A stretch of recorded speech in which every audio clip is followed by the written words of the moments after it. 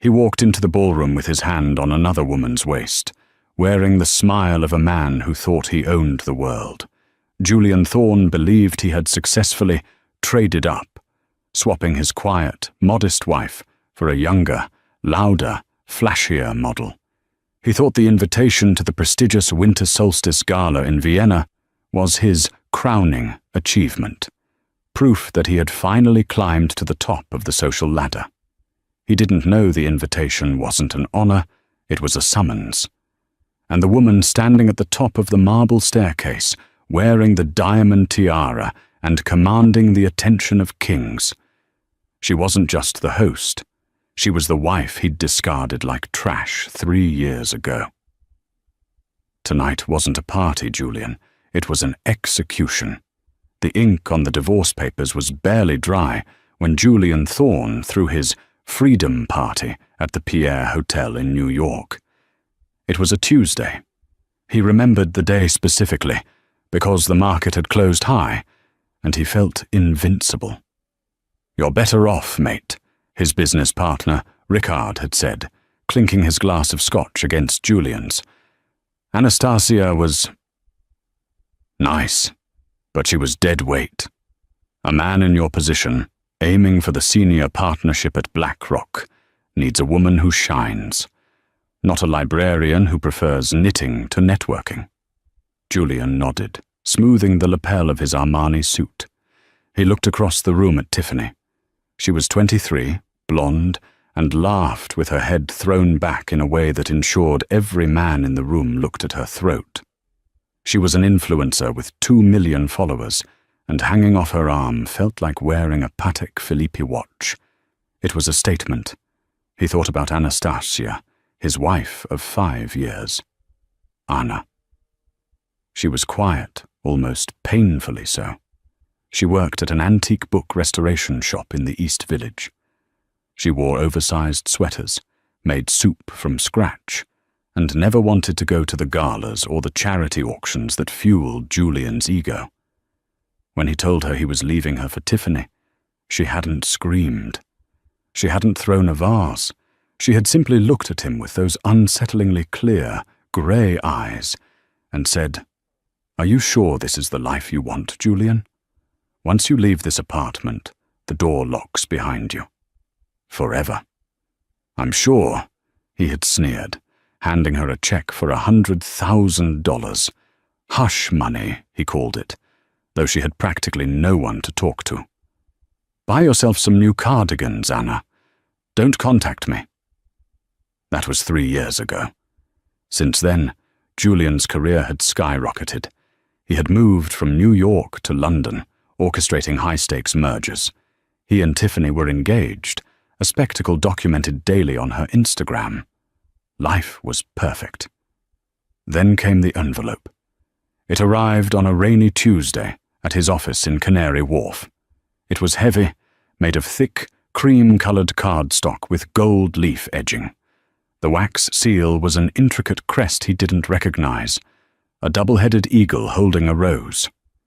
"To Mr. Julian Thorne and guest, you are cordially invited to the Winter Solstice Royal Gala, Hofburg Palace, Vienna, hosted by Her Serene Highness, the Grand Duchess of Caris." Julian's hands trembled slightly. The Caris family was old European money, not just rich, ancient, the kind of wealth that whispered rather than shouted. Getting an invite to the Hofburg Palace wasn't something you could buy. You had to be chosen. "Tiffany," he shouted when he got home to their Kensington penthouse. "Pack your bags. We're going to Vienna." Tiffany squealed, snatching the invitation. "The Hofburg, Julian, this is it. The press will be there. Vogue covers this every year. I need a dress. I need something custom." "Givenchy? No, maybe customized Versace." Julian smirked, pouring himself a drink. "Get whatever you want. We are going to show these old European aristocrats what new money looks like." He didn't wonder why he was invited. He assumed it was because of his recent deal with the Austrian Central Bank. He was Julian Thorne, the golden boy of finance. Of course they wanted him. He forgot the first rule of high-stakes poker. If you don't know who the mark is, it's you. Vienna in December was a fairy tale of snow and lights, but Julian was too busy barking at the limousine driver to notice. "Careful with the luggage," he snapped as the driver unloaded their trunks at the Hotel Sasha. Tiffany was already live-streaming on her phone, pouting for the camera. "Hey guys, just landed in Vienna for a literal royal gala. My fiancé is such a boss. Show them the invite, baby."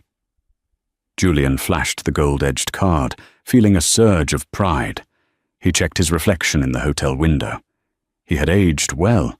The grey at his temples made him look distinguished. He was ready to rub shoulders with dukes and earls. The night of the gala, the streets leading to the Hofburg Palace were blocked off. Crowds of onlookers pressed against the barricades, hoping to catch a glimpse of royalty. When Julian's Rolls-Royce pulled up to the red carpet, flashbulbs popped. Tiffany stepped out first. She was wearing a dress that left very little to the imagination, a sheer, sequined, crimson gown with a slit that went up to her hip. It was loud. It was aggressive. In a club in Miami, it would have been a hit. Here, against the backdrop of Baroque architecture and snow, it looked jarring. Julian stepped out after her, buttoning his tuxedo. He offered her his arm, chin held high. "Chin up, Tiff. Let them envy us." They walked up the grand staircase. The air smelled of expensive perfume and ancient stone. But as they reached the top of the stairs and entered the great hall, the atmosphere shifted. The room was silent, save for the soft hum of a string quartet playing Mozart. The guests were dressed in impeccable taste, midnight blues, emerald greens, blacks and silvers. The jewelry was heavy and real. There were sashes of merit, medals of honor. When Tiffany walked in, heads turned. But not with the admiration Julian was used to.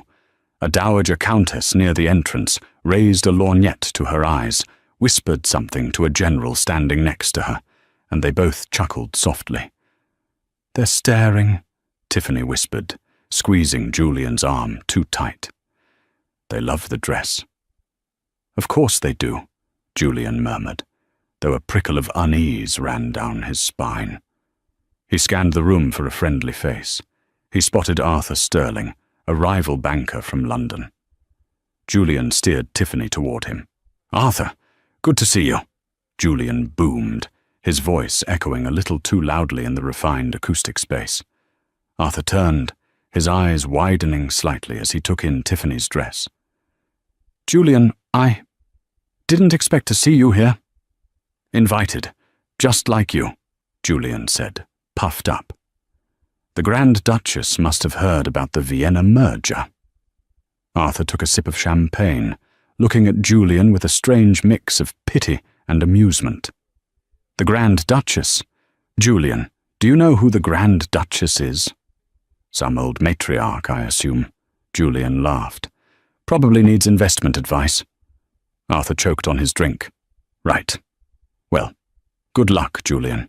You're going to need it." Arthur excused himself quickly, disappearing into the crowd. Julian frowned. "Jealousy," he muttered to Tiffany. "Pure jealousy." They moved deeper into the room. Julian tried to network, but the conversations were slippery. He'd approach a group of dignitaries, introduce himself, and the conversation would politely die. It was as if there was an invisible glass wall between him and the true elite. "I'm bored," Tiffany whined, checking her phone. "There's no signal in here. And where is the host? I want a selfie with a duchess." "Patience," Julian hissed. "Look, the trumpets are raising." At the far end of the hall, the massive double doors to the royal balcony were opening. The music stopped. A hush fell over the 1,000 guests. A master of ceremonies, dressed in full livery, struck a staff against the floor 3 times. "Ladies and gentlemen, pray silence for the hostess of the evening, the patroness of the arts, the keeper of the Winter Seal, Her Serene Highness, the Grand Duchess, Anastasia of Caris." Julian froze. The name bounced around his skull like a bullet. Anastasia? No, it couldn't be. Anastasia was a common name. It was a coincidence. Then she stepped out. She was wearing a gown of midnight blue velvet that seemed to absorb the light, embroidered with silver thread that looked like constellations. On her head sat a tiara of diamonds and sapphires, so large they looked fake. She stood tall, regal, her posture perfect. But it was the face that made Julian's knees buckle. The glasses were gone. The messy bun was replaced by sleek, intricate waves. But the eyes, those cool, grey, piercing eyes, were exactly the same. It was Anna. His Anna. The woman who clipped coupons. The woman who mended his socks. The woman he had thrown away for a model and a penthouse. Beside him, Tiffany squinted. She's pretty. Old-fashioned, though. Who is she? Julian couldn't speak. His mouth opened and closed like a fish. Anastasia scanned the crowd. She didn't look nervous. She looked bored, powerful. And then her gaze stopped. It locked onto Julian across the sea of people. She didn't smile. She didn't frown. She simply raised one eyebrow, a millimeter of movement that screamed more authority than Julian had ever possessed in his life. She turned to the microphone. "Welcome, friends," she said. Her voice was the same soft alto, but amplified. It sounded like thunder. "And welcome to those who believe they belong here." Julian felt the blood drain from his face. He wanted to run, but his feet were lead. "Babe, what's wrong?" Tiffany asked, snapping her gum, a sound that seemed deafening in the quiet hall. "You look like you've seen a ghost." "That's," Julian whispered, his voice cracking. "That's my ex-wife." Tiffany laughed, a loud, braying sound. "That? The queen of whatever?" "Julian, stop joking. You said your ex was a frumpy librarian." "She was," Julian hissed, grabbing Tiffany's elbow to silence her. "I don't know what this is. A trick. It has to be a trick." He watched as Anastasia descended the staircase. The crowd parted for her like the Red Sea. Men bowed, women curtsied. She moved with a grace he had never seen in their 5 years of marriage. How? His mind raced. How is this possible? He replayed their marriage in his head, the small apartment, her vagueness about her family. "My parents passed away when I was young," she had said. "I was raised by my grandmother in the country." She never said which country. She never said her grandmother was a queen. He remembered how she spoke 3 languages fluently. He had mocked her for reading French poetry, calling it useless. He remembered how she knew which fork to use at fancy dinners, correcting him gently, which he always resented. She was royalty the whole time. And she had hidden it. Why? Anastasia reached the bottom of the stairs. She was surrounded by a phalanx of admirers, but she held up a hand, whispering something to a guard. The guard nodded and began walking straight toward Julian. "Oh, God," Julian muttered. "She's going to kick us out." "Let her try," Tiffany said, fluffing her hair. "I have 2 million followers. I'll ruin her online." The guard, a man who looked like he carved statues with his bare hands, stopped in front of them. "Mr. Thorne?" "Yes?" Julian squeaked. "Her Highness requests your presence in the blue drawing room. Private audience." Tiffany stepped forward. "I'm coming too." The guard didn't even look at her. "The invitation is for Mr. Thorne only." "I am his fiancée!" Tiffany shrieked. A few nearby guests turned to look, their expressions filled with disdain. "Wait here, Tiff," Julian said, sweating. Let me smooth this over. It's probably a misunderstanding." He followed the guard through the crowd, feeling the weight of 1,000 eyes on his back. They walked through a corridor lined with portraits of ancestors, all of whom had Anastasia's nose or her chin. The guard opened a heavy oak door and gestured Julian inside. The room was smaller, intimate, with a roaring fire. Anastasia stood by the fireplace, her back to him. She was looking at a painting of a snowy landscape. "You're late, Julian," she said, not turning around. "You always were. Remember our 2nd anniversary. You were 2 hours late because you were closing a deal. You missed the dinner I cooked." Julian straightened his jacket, trying to summon the arrogance that usually served him so well. "Anna." Or, "Highness, what is this farce? You're a book restorer from the East Village." She turned slowly. The diamonds on her head caught the firelight, creating a halo of terrifying brilliance. "I am Anastasia Maria Romanov Montclair, Grand Duchess of Caris. Book restoration was a hobby, a way to live a normal life, to see if I could be loved for me, and not the crown." She took a step closer. The scent of her perfume, jasmine and cold rain, hit him. It was the same perfume she wore when they were married, but now it smelled expensive, dangerous. "I gave up my title to marry you, Julian," she said softly. "I abdicated my responsibilities because I fell in love with a charming, ambitious boy I met in a coffee shop. I wanted a simple life." Julian felt a lump in his throat. You were rich? This whole time?" Anastasia laughed, a cold, bitter sound. "Rich? Julian, your net worth is a rounding error in my family's trust fund. I lived on a budget because I wanted to build a life with you. I wanted us to be partners." She picked up a crystal glass of wine. "But you didn't want a partner, did you? You wanted a prop, and when you thought the prop was too dull, you threw it away for a shinier one." "I loved you, Anna," Julian lied, stepping forward. He instinctively turned on the charm, the same charm he used on investors. "We had good times. I was just lost, stressed." "Don't," she snapped. The command was so sharp, Julian froze. "Don't insult my intelligence. You left me because you thought I held you back. You told me I was small. You told me I didn't understand the world of power." She gestured around the opulent room. "Look around, Julian. Do I look small to you now?" Julian looked at the tapestries, the gold, the history. He felt incredibly, shrinking small. "Why invite me?" he asked, his voice trembling. "To rub it in? To show off?" "No," Anastasia said, taking a sip of wine. "I invited you because I needed to sign off on the acquisition of your firm." Julian blinked. "What?" "BlackRock isn't making you a senior partner, Julian. My family's holding company, Caris Ventures, just bought the majority stake in your division. I am your new boss." The silence in the room was absolute.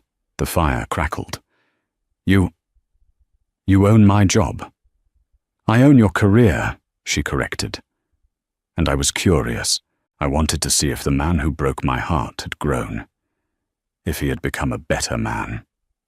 She looked him up and down, her eyes landing on the door where Tiffany was presumably still waiting. "I see you haven't. You brought her. To the Hofburg." "She's my fiancée," Julian said defensively, though his heart wasn't in it. "She's a liability," Anastasia said coolly, "and she's currently live-streaming in the main hall, trying to steal a silver spoon. My security is watching her." Julian buried his face in his hands. This was a nightmare. "So, what now?" Julian asked, looking up. "You fire me." "Firing you would be too easy," Anastasia smiled. It wasn't a nice smile. "Tonight is a gala for charity, high-stakes poker, auctions, networking. I'm going to give you a chance, Julian. Survive the night. Keep up with this world you so desperately wanted to be part of. If you can last until midnight without embarrassing yourself or my company, you keep your job. If not," she let the sentence hang. "And if not? If not, I strip you of your assets. I blacklist you from every financial institution in Europe, and I reveal to the press exactly how you treated the Grand Duchess of Caris when she was just a wife." She walked past him to the door, her velvet skirts swishing. "Welcome to the high life, Julian. Try not to drown." She opened the door and walked out, leaving him alone, with the fire and the crushing realization that he was totally, utterly screwed. Julian stumbled out of the drawing room, dazed. He needed a drink. He needed a stiff scotch. He found Tiffany near the buffet, arguing with a waiter. "I asked for a Diet Coke, not water," she was saying loudly. "We do not serve cola, madam," the waiter said, his face a mask of polite disgust. "Tiffany, stop!" Julian grabbed her arm, harder than he intended. "Ow! Where have you been? Who was that lady?" "That lady," Julian hissed into her ear, "is my boss, and she is the queen of this God-forsaken place. So shut up, put your phone away, and for the love of God, stop touching things." Tiffany looked at him, shocked. She had never seen Julian like this, sweaty, pale, terrified. "You're hurting me." "I am trying to save us," he said. "We have to blend in." "Blend in?" Tiffany laughed nervously. "Julian, look at us. We're the best-looking people here." Julian looked around. He saw a man in a wheelchair talking to the Prime Minister of Italy. The man wore a suit that cost more than Julian's car. He saw a woman in her 70s wearing a necklace of emeralds the size of eggs. These people didn't care about looks in the Instagram sense. They cared about power, lineage, dignity. Tiffany, with her spray tan and sequins, looked like a neon sign in a cathedral.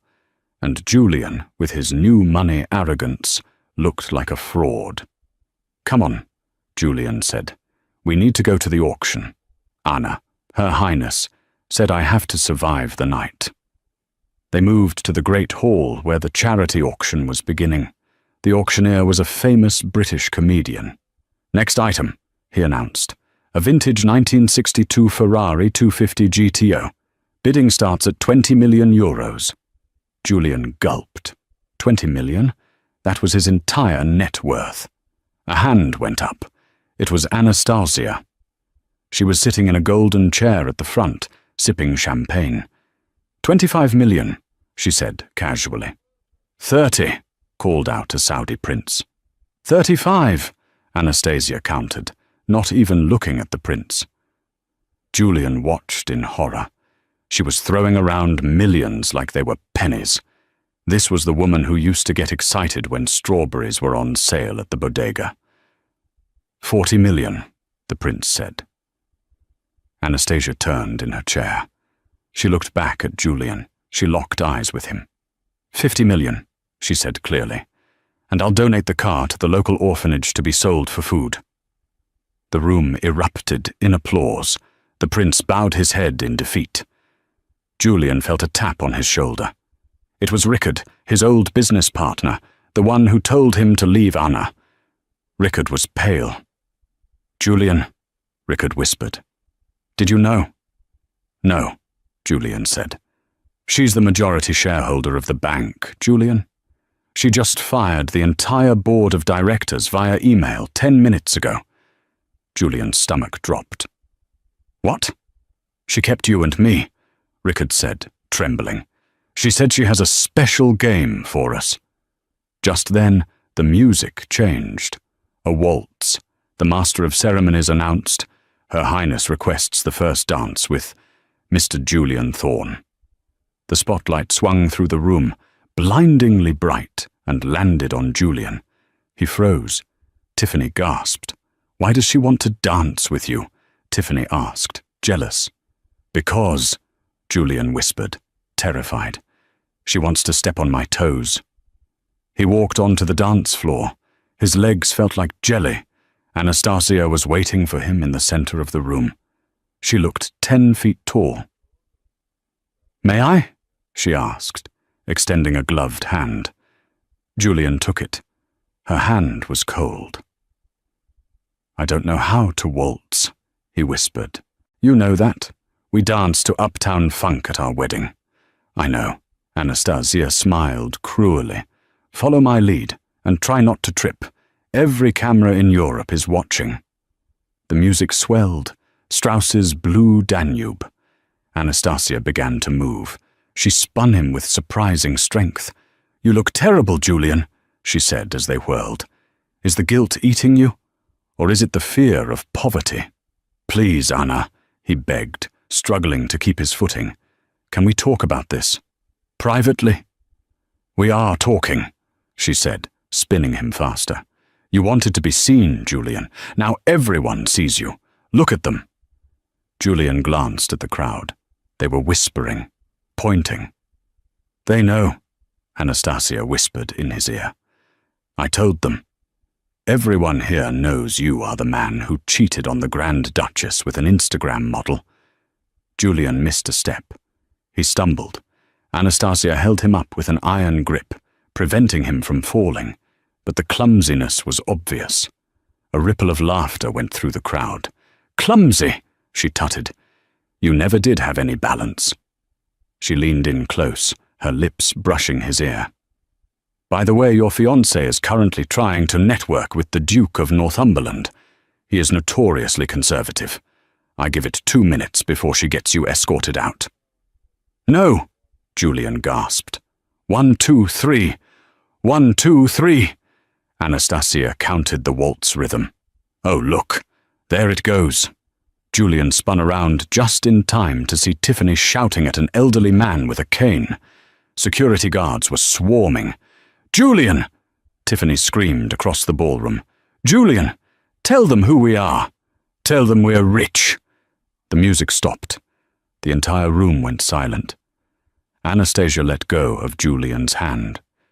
She stepped back, smoothing her dress. I think your guest is leaving, Mr. Thorne, she said, her voice projecting to the rafters.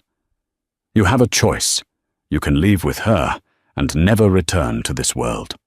Or you can stay, finish the night, and beg for your career. Julian looked at Tiffany, who was being dragged away by security, kicking and screaming about her subscriber count. Then he looked at Anastasia. Beautiful, powerful, terrifying. He looked at the crowd of billionaires and royals. Julian Thorne made his choice. He turned his back on Tiffany. I'll stay, he said. Tiffany's scream of betrayal echoed through the hall as the heavy doors slammed shut behind her. Anastasia smiled. It was a smile of pure ice. I thought you might, she said. You always were a coward. Now, let the real games begin. The heavy oak doors closed, sealing the sound of Tiffany's screams outside. The ballroom was quiet again, save for the polite murmuring of the guests who had just witnessed a social execution. Julian stood alone near the pillar, his face burning. He had chosen his career over his fiancée. It was the pragmatic choice, the Julian Thorne choice, but the taste of it was ash in his mouth. Mr. Thorne, a voice rumbled. It was the large guard from earlier. Her Highness expects you in the library for the games. Julian straightened his tie, his hands shaking slightly. The games. Right. Poker. High stakes, the guard said, offering no smile. The library was a cavernous room, lined with books that smelled of centuries-old leather and dust. In the center sat a round mahogany table. Seated there were 3 men and 1 empty chair. There was Viktor Volkov, a Russian energy tycoon known for eating his competitors alive. There was Sir Alistair Sterling, the owner of the largest media conglomerate in Europe. And there was a man Julian didn't recognize, a silent, scarred man shuffling a deck of cards with terrifying precision. And standing at the bar, pouring a glass of whiskey, was Anastasia. Sit, Julian, she commanded. Julian sat. The chair was velvet, comfortable, but it felt like an electric chair. The buy-in, Volkov grunted, lighting a cigar, is 5 million. Julian choked. I don't have 5 million liquid on me. I know, Anastasia said, walking over and taking the seat opposite him. I put up your stake, Julian. Consider it a loan. If you win, you keep the pot. If you lose, you owe me. Owe you what? Julian asked, eyeing the cards. Everything, she whispered. Deal. The game was Texas Hold'em. Julian was a good player. He had paid for his MBA by hustling rich kids in dorm rooms. He knew how to read a bluff. He looked at Anastasia. Her face was a mask of porcelain perfection.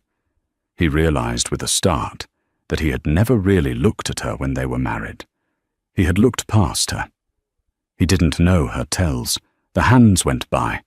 Julian played conservatively, folding on bad hands, observing. He won a small pot against Sterling. His confidence began to creep back. This was math. He was good at math. So, Julian, Anastasia said casually, as the dealer flopped the cards, a king of hearts, a 10 of spades, and a 2 of clubs. Tell the table, how did we meet? Julian checked his cards. A pair of kings. A coffee shop, he muttered, tossing in a chip. University place. A coffee shop, Anastasia repeated, calling the bet. Romantic. I seem to recall I dropped my books, and you helped me pick them up. You told me you were going to run Wall Street one day. I did, Julian said. And I told you I wanted to write stories, she said. The turn card was a jack of hearts. But you told me stories don't pay the rent. Volkov folded. Sterling bet high. Julian called. Anastasia called. I was being realistic, Julian snapped, the alcohol and stress loosening his tongue. You were living in a fantasy world, Anna. Someone had to be the adult. The river card fell. It was the Queen of Hearts. The table went silent. Julian looked at his hand. He had 3 kings, a strong hand. But the board showed a potential straight flush for anyone holding the ace and 9 of hearts. Sterling checked. Julian looked at Anastasia. She was staring at the Queen of Hearts on the table with a strange sadness. She's bluffing, Julian thought. She's emotional. She's looking at the Queen and thinking about herself. She doesn't have the cards. All in, Julian said, pushing his chips forward. 5 million. Sterling folded immediately. Anastasia looked up, her grey eyes locked onto his. Are you sure, Julian? You always were overconfident when you thought you had the upper hand. I'm sure, he sneered, unless you want to fold, Your Highness. I never fold on a good investment, she said softly. I call. Julian flipped his cards triumphantly. 3 kings. Read 'em and weep. Anastasia didn't weep. She didn't even blink. She slowly turned her cards over. The ace of hearts. The 9 of hearts. A royal flush. Julian stared at the cards. The blood drained from his extremities. It wasn't just a loss. It was a statistical impossibility. It was an act of God. You lose, Anastasia said, raking in the chips. That puts you 5 million in debt to me. Plus interest. You cheated, Julian gasped. Volkov laughed, a deep barking sound. Cheated? Boy, the dealer works for MI6. Nobody cheats in this room but the devil. Anastasia stood up, towering over him. I didn't cheat, Julian. I just knew you. I knew you'd see the king and think you were royalty. But you forgot the Queen. You always forget the Queen. She leaned across the table, her diamond necklace swinging like a pendulum. You owe me 5 million euros. You can't pay it, which means I own your debts. I own your mortgage. I own the lease on that ridiculous car you parked outside. Technically, Julian, I own the clothes on your back. Julian slumped in his chair, defeated. What do you want? I want you to attend dinner, she said, smoothing her skirt. And I want you to smile. The main course is about to be served. The grand dining hall was a masterpiece of gold leaf and crystal. A table for 200 guests stretched the length of the room. Julian was seated, not at the head, but at the very far end, near the kitchen doors. It was the seat reserved for the least important person in the room. To his left was a deaf duke who fell asleep immediately. To his right was an empty chair where Tiffany should have been. The food was exquisite: caviar, truffle soup, pheasant. Julian couldn't eat a bite. He drank the wine, glass after glass, trying to numb the panic rising in his chest. Halfway through the meal, the lights dimmed. A spotlight hit the center of the high table where Anastasia sat. She stood up, holding a champagne flute. "My esteemed guests," she began, "tonight we celebrate heritage, we celebrate truth, and we celebrate the shedding of dead weight." A polite ripple of applause. "Many of you know my story," Anastasia continued. "You know I spent 5 years in America, living as a commoner. It was an educational experiment. I wanted to understand what life was like for those who must struggle." She paused, her eyes scanning the room until they landed on the dark corner where Julian sat. "I learned that some people struggle with dignity, and others," her voice hardened, "struggle because their souls are hollow. I was married in America, to a man who is here tonight." Every head turned, 1,000 eyes bored into Julian. He wanted to slide under the table. "Mr. Julian Thorne," she said, "please stand up." Julian didn't move. "Stand up!" The command cracked like a whip. Julian scrambled to his feet, knocking over his wine glass. The red liquid stained the white tablecloth like blood. "This man," Anastasia said, gesturing to him like he was a museum exhibit, "told me I was boring. He told me I lacked ambition. When he left me, he gave me a check for $100,000. He called it a severance package. As if 5 years of devotion was a job he was firing me from." A gasp went through the room. The Dowager Countess looked ready to faint. "He flaunted his new life," Anastasia continued, her voice steady and cold. "He bought a penthouse. He bought a sports car. He bought a new fiancée. He thought he was a self-made man." She reached under the table and pulled out a remote. A large screen descended behind her. "But the truth is," she said, pressing a button, "Julian never made anything." Documents appeared on the screen. Bank transfers, emails. "I knew his firm was failing 3 years ago," Anastasia narrated. "He was about to be fired for incompetence. I didn't want him to fail. I loved him. So I used my private trust to funnel anonymous accounts into his portfolio. I bought the stocks he pitched. I hired the consultants who fixed his strategies." Julian stared at the screen. His biggest wins, the Kincaid merger, the Tech Start IPO. The names on the documents were shell companies: Caris Holdings, Romanoff Ventures, AMM Trust. "Me," Anastasia said. "It was all me, Julian. Every success you ever had, every bonus you ever earned. It was my money, moving from my right pocket to my left, just to keep your fragile ego intact." "No," Julian whispered. "That's a lie." "Is it?" She clicked the remote again. A video played. It was security footage from his office. It showed Julian bragging to Rickard. "I'm a genius, Rick. I can sell ice to Eskimos. Anna doesn't get it. She thinks luck is real. I am the luck." The room erupted in laughter.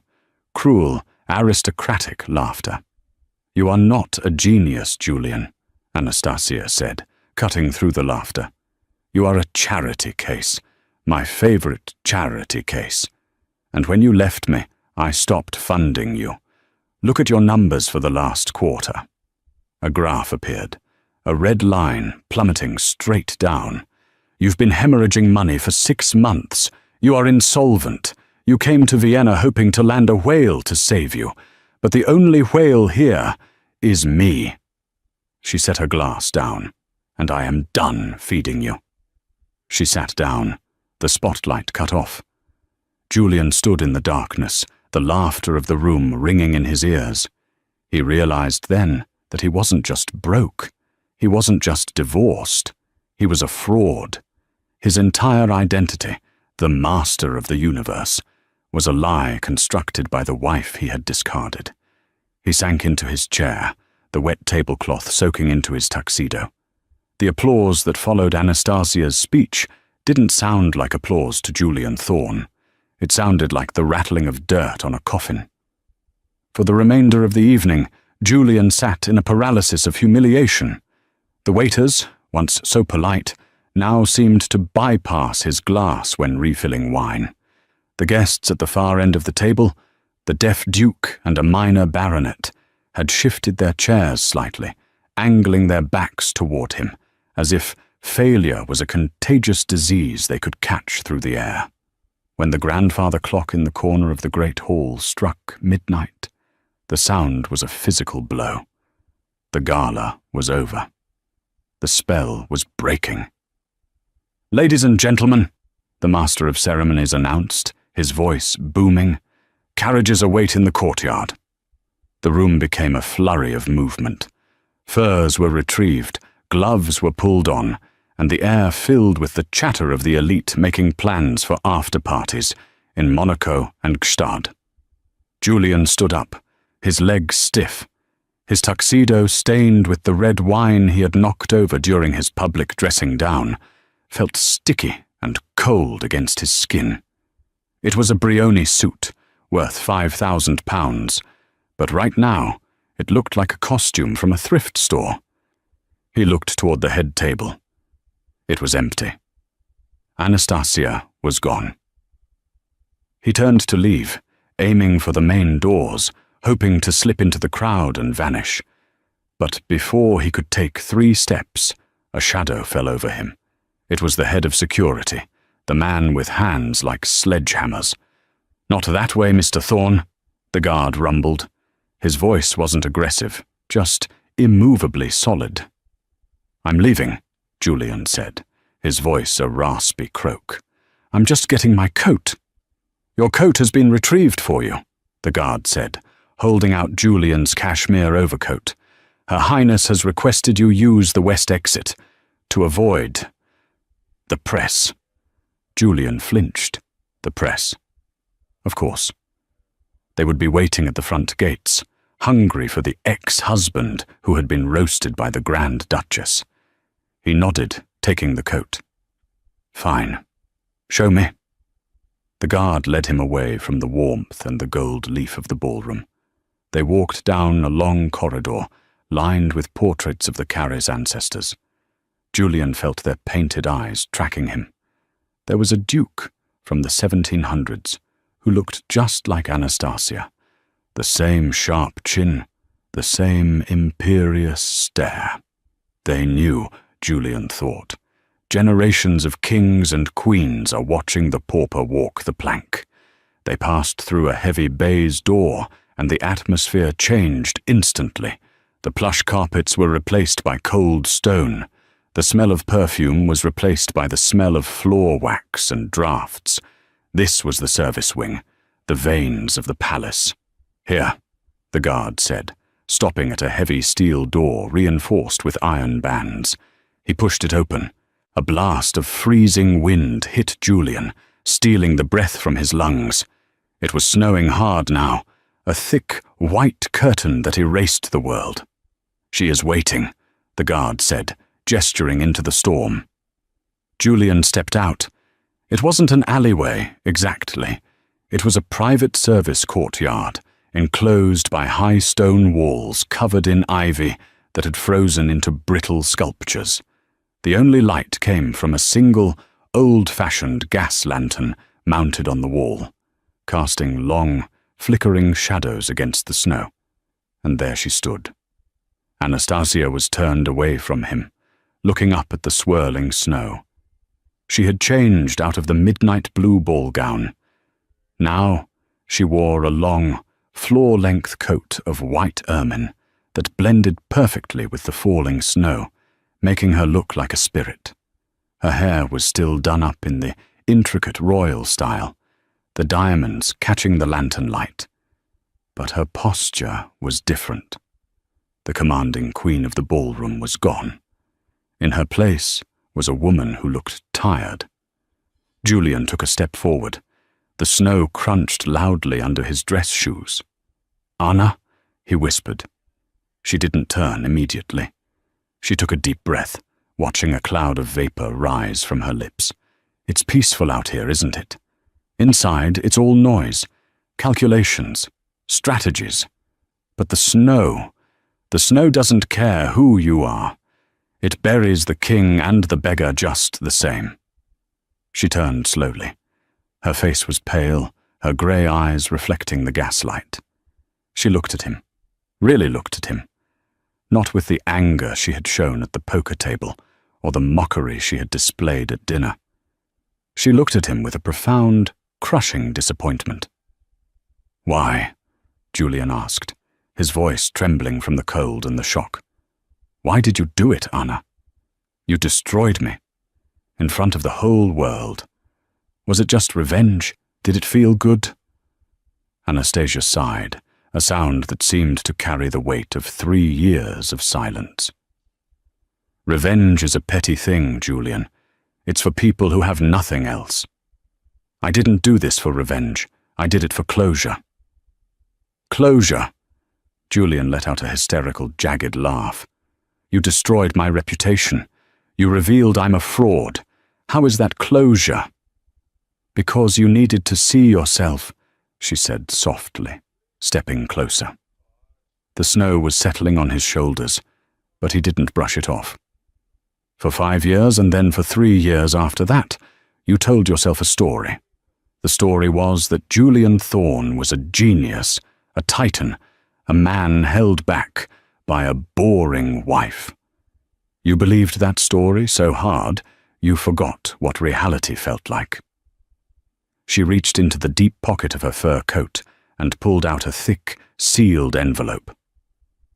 "I had to break the mirror, Julian. I had to show you the cracks. Otherwise, you would have gone on forever, thinking you were a victim of my mediocrity."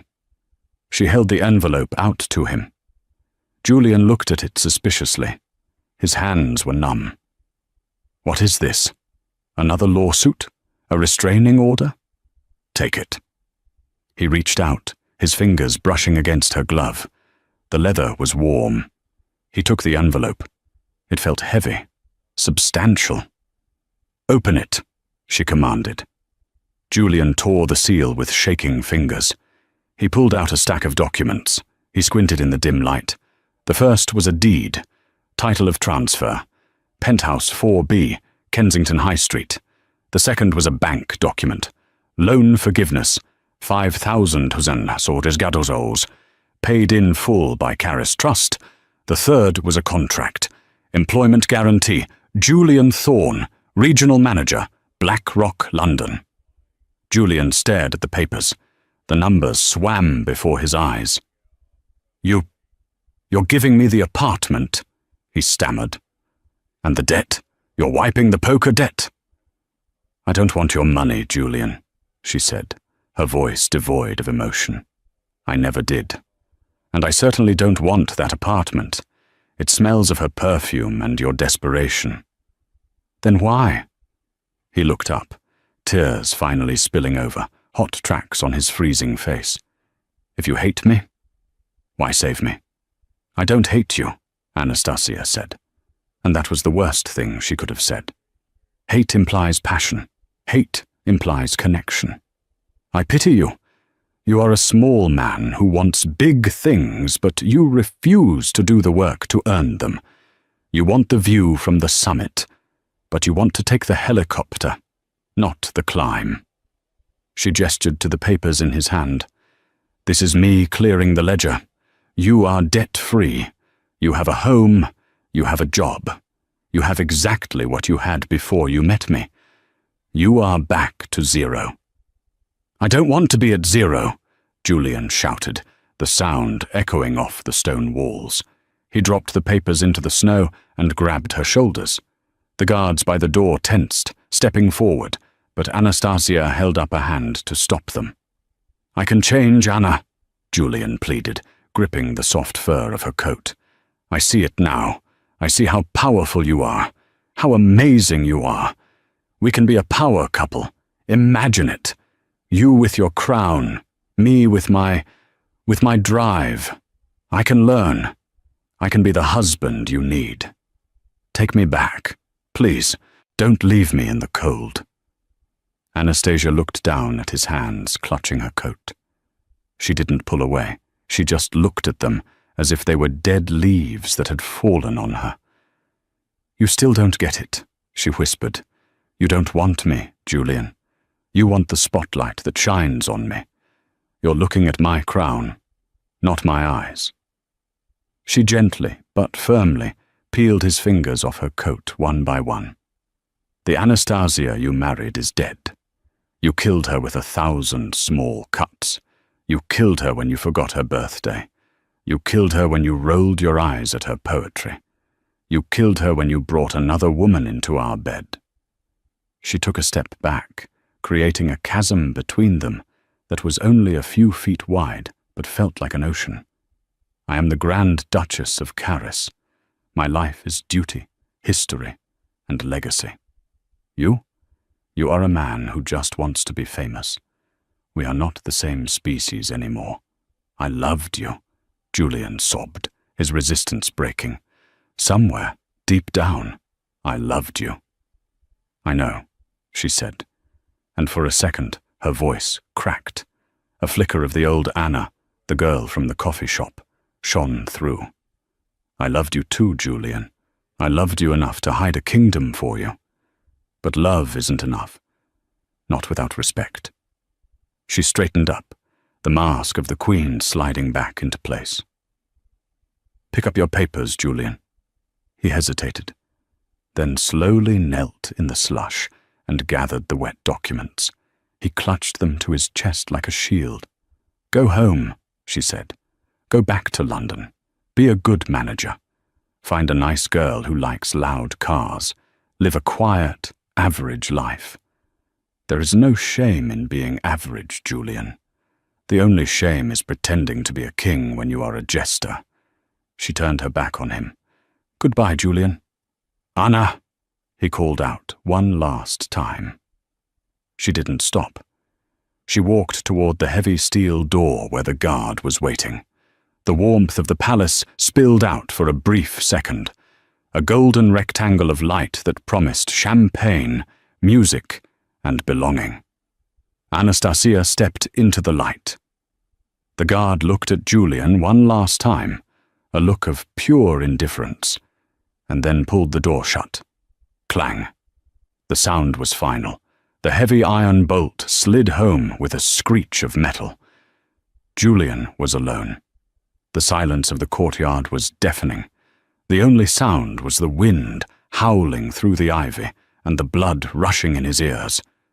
He stood there for a long time, staring at the closed door, waiting for it to open, waiting for the punchline, waiting for her to come back and tell him it was a test and that he had passed by, showing humility. But the door stayed shut. The snow began to pile up on his shoulders.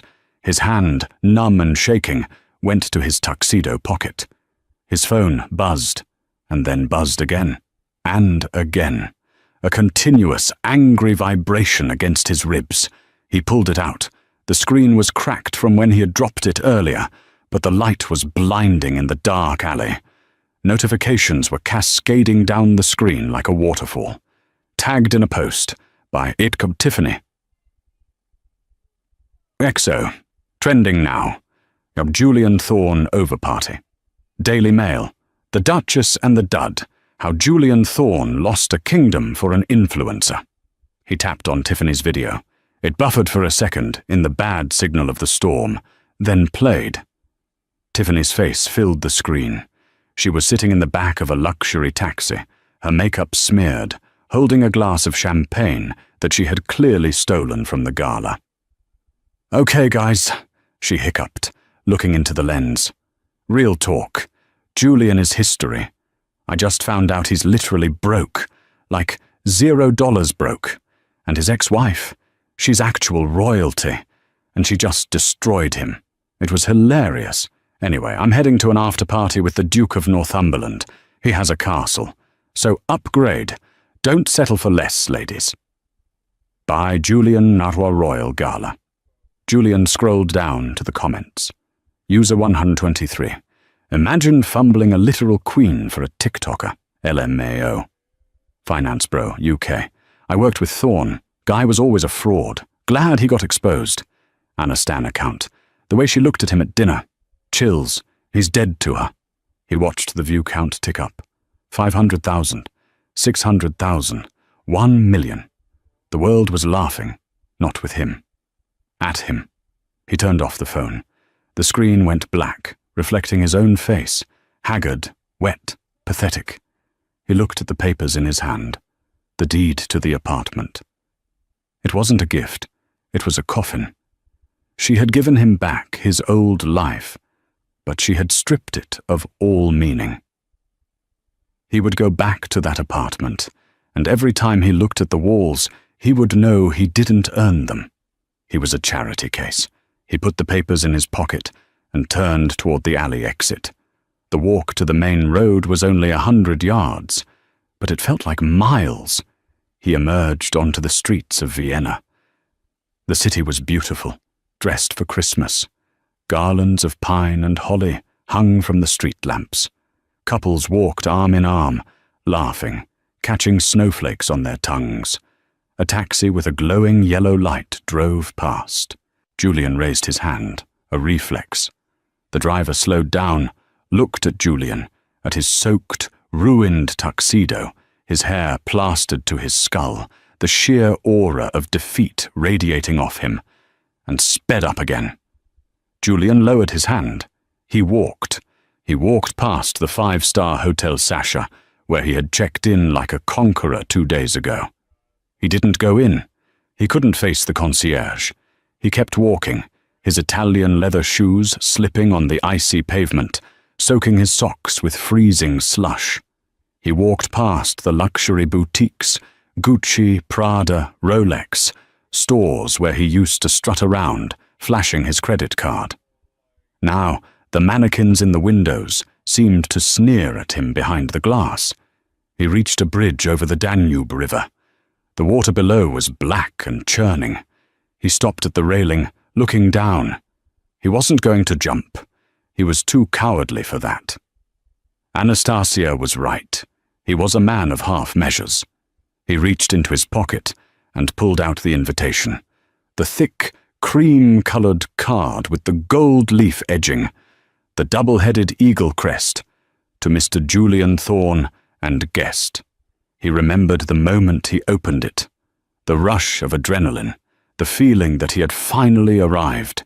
He crumpled the card in his fist, crushing the gold leaf, bending the crest. He squeezed it until his knuckles turned white, trying to crush the memory of the night along with it. He tossed the ball of paper over the railing.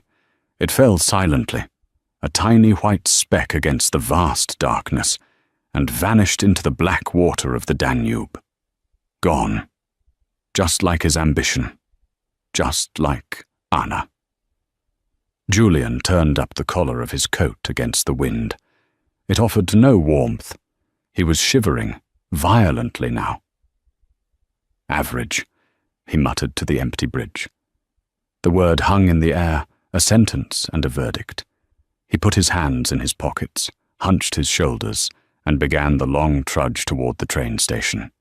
He would take the cheap train to the airport. He would fly economy. He would go back to his cubicle. Julian Thorne walked into the dark, a grey man in a grey world, disappearing into the snow as if he had never existed at all. Julian Thorne spent the rest of his life in a comfortable, mid-level purgatory. He kept his job, but he was never invited to another party. He never married again. Every time he saw a magazine cover with the Grand Duchess Anastasia on it, smiling, charitable, beloved. He felt a phantom pain in his chest, the ache of a man who held a diamond in his hand and mistook it for glass. He learned the hardest lesson of all. You can buy a suit, you can buy a car, and you can buy a ticket to the gala. But class? Class is knowing the value of what you have before you lose it. And royalty isn't about bloodlines, it's about character. Julian Thorne had neither. Wow, talk about a reality check. Julian definitely got served more than just dinner at that gala. What do you guys think? Did Anastasia go too far with the public humiliation, or did Julian deserve every single bit of it for how he treated her? Don't forget to subscribe and ring that notification bell so you never miss a story. We drop new dramas every week that are juicier than a royal scandal. Thanks for watching, and remember, be careful who you discard on your way up, because you might just meet them on your way down. See you next time.